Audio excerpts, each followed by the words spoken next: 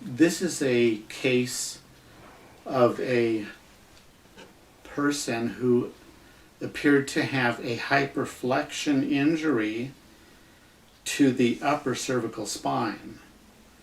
And we think it might be related to playing football, where you tuck your chin when you're going to do a what? Tackle. A tackle. When you're going to do a tackle, you tuck your chin down and then tackle. And who knows how many times you tackled someone with your chin in that position. But yesterday you did not look good. And you said you had a headache, and so I offered to look at you, and we treated you for a hyperflexed upper cervical spine. And can you tell us how you responded to that? Sure.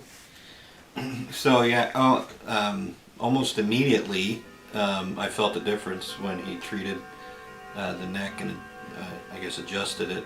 But yeah, I've had migraines for years, and any football coach that watches this is going to say that's not the proper way to tackle, which is true.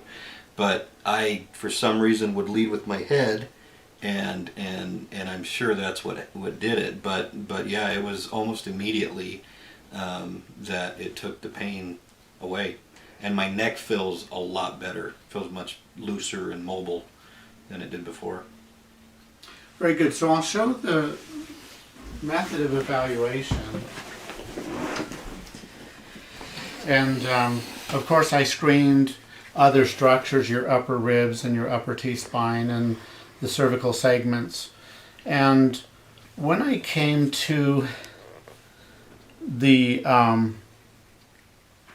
mastoid, I like to feel the sulcus coming medially under the mastoid against C1. And I commented that that sulcus felt deeper than normal. And that would be for a person of your body type and size and so on. And so I had a little suspicion that because it was a deeper sulcus, that maybe you had a flexion positioning of C1. But position is just one thing. You have to test mobility, you have to test function. So I pushed into that sulcus on the transverse process of C1, and I sheared to the right and then from the right to the left. Well, you have good mobility today, but yesterday you did not have mobility at that segment.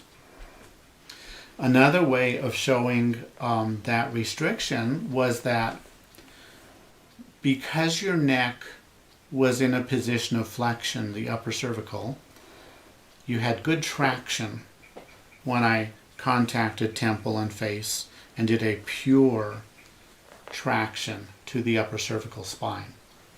When I lifted this headrest, we got you in about 10 degrees of flexion, and you had real good mobility as well.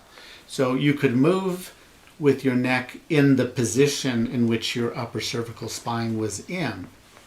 When we took you into just 10 degrees of extension, you lost mobility.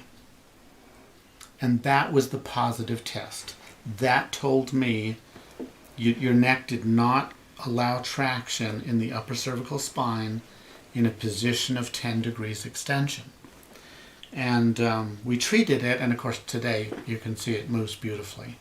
But it did not move yesterday.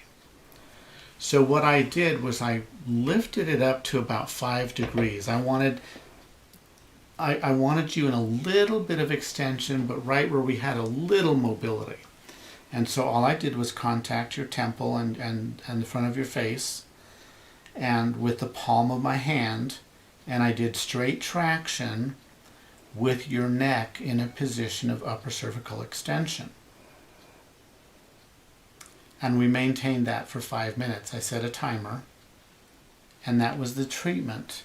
And after that, he had very good mobility in that position, and I took you then into 10 degrees of extension.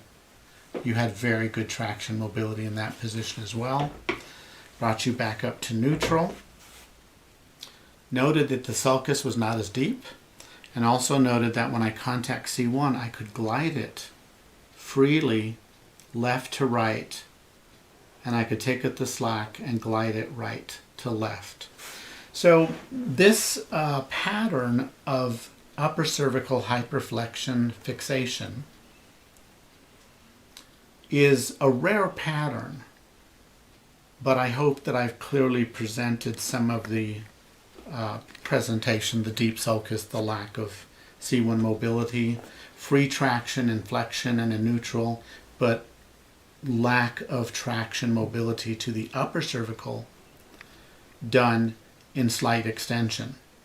And the treatment is to treat it in very slight extension and do pure traction. And if your contact is on the occiput, it's not pure traction. This is traction to the posterior elements. But when you contact here, you're in line with the top two vertebrae that are more anterior than the other joints, than the facet joints below that. So again, contact is right here on temple and face, and it's a straight pull. So I hope this is a worthwhile video. I hope it's helpful to some. Thank you very much.